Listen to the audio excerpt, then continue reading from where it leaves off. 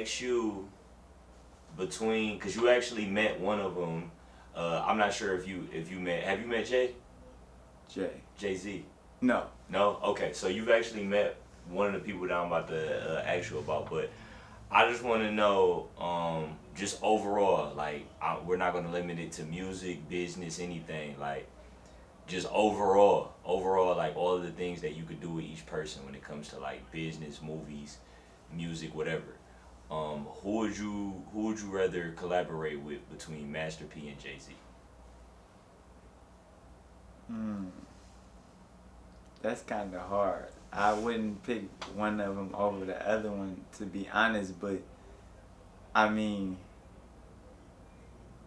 that's a crazy question. Who would I pick over that? I never really came into that situation to say who would I pick. I think musically Jay-Z, business wise Master P, because when I look at Master P and what he does, right? Jay-Z's a great businessman too. But the thing about Master P is he does it completely differently because of his hustle and because his fame didn't do the same that Jay-Z's fame did. Right. Okay. So his hustle in business is a lot more strategic on certain things. Even the way He's he tied went about, into stuff. Yeah, even the way he went about selling records. Everything. That was very If you look at what I did originally out the back of a truck rapping Vans, that was emulating what I seen from Pete. Yeah. But when you talk about level wise as far as fame, you talk about a Jay-Z because we know those two levels. But who's more iconic, it depends on what are you talking about. If you're talking about business, then you would talk about Master P. If you talk about music, then you would say Jay. Is Jay a businessman? Yes.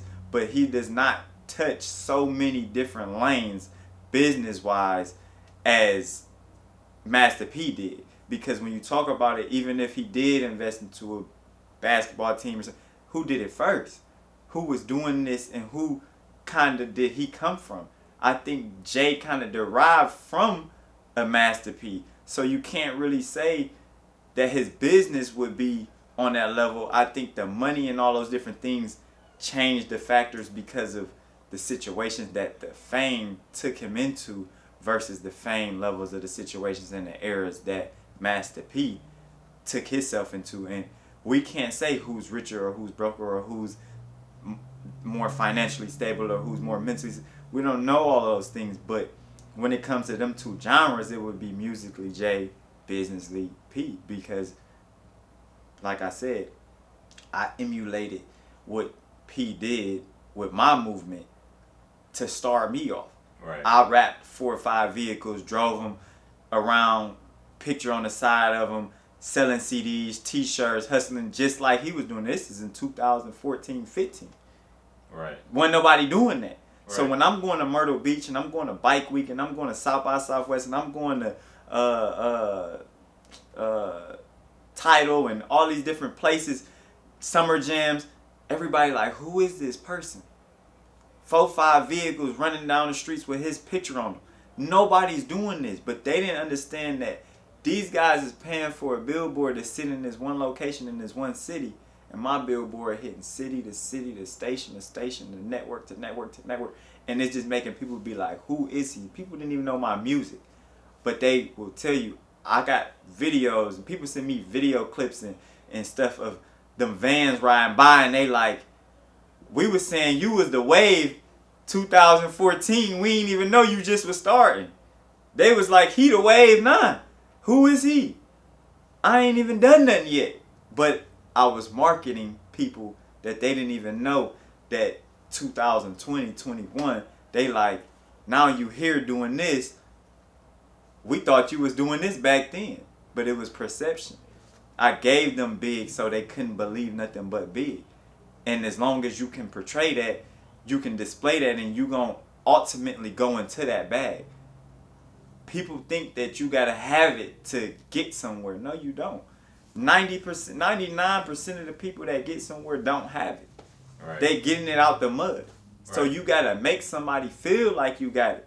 You might not never had a bag, but you got to make the man feel like you got the bag already. Right. Now he feel comfortable with giving you the bag. Giving you the bag. If you telling him I'm poor and broke and I ain't got nothing, you a liability. Sounds like desperation. You was a straight liability. Yeah. But if you coming at him with the bag and like you got the bag and you don't even got the bag, but you perception that you got the bag, anything you do gonna come into fruition. And that's all that this really did. It made me live up to who I was saying I was. Because when I came into it, I said I was the biggest thing moving. Never done it a day in my life. But in my mind and my heart, it wasn't nothing bigger than me because I understood it was about the work ethic and the longevity. If I run the course, there's no way nobody gonna outwork me because of the simple fact that their timing is so much procrastinated because their hunger level isn't on my hunger level. Jay-Z is not as hungry as me no more. There's no way. When he was in my age group and in my bracket of his career, he wasn't as hungry as me because he didn't have the tools I had. There's no way for him to have done the things that I've done when I'm doing it, when it was his turn and his same amount of time. He just didn't have the tools. Like, I'm doing all this independent. Imagine him working with somebody of a Soulja Boy type of situation without him having a deal back then. Right. He had a deal when all of these things started happening. He had a Dame Dash when all of these things happened. I'm doing this myself. So you talking about somebody able to tap in and do the things that I'm doing with the platforms that I'm able to do it with independently. They wasn't nowhere near on this type of level at this early stage in the game. Right. It's a late stage because of my age, but it's an early stage because of the longevity in the game. Right. I could go 10 more years and I guarantee I'm going to outpass everything that those guys did because of the short amount of time that I've accomplished what I've accomplished already. Right. They wasn't tapping in with these type of level of people because they didn't have the resources. Imagine if Jay could have reached out to anybody through the internet. He would have, because he felt like he did. And that's what I feel like when I read or listen to their documentaries and they like, oh, we was going to Def Jam, dropping CDs to people, and we was passing these out, and we was making sure that the DJs had our records, and I'm doing all that from my phone. The power in my network, and I'm seeing masses, 10,000 plus, 100,000 people in seconds. They couldn't do that. Imagine how long it'd take you to get 10,000 people your record. A long time when they was doing it. Now I'm doing that in milliseconds. It's a blast, an email blast, an Instagram blast. Can't nobody stop that. And because I understand that part, that's what's going to make me the biggest independent in the world. Because it's like, get a label, but for what at this point? Only reason I need a label right now is to take something to so much of a level that they making me the biggest superstar in the world. Right. If you can't make me outshine Drake right now, why I need a label? Just to be underneath him? I'm underneath him anyway. To make me just as big as Kodak, I'm underneath him anyway. I still got to put in all the catalog of records that's hits and platinum albums and records. You got to do that regardless. If I'm not going to do that, I'm not bigger than him.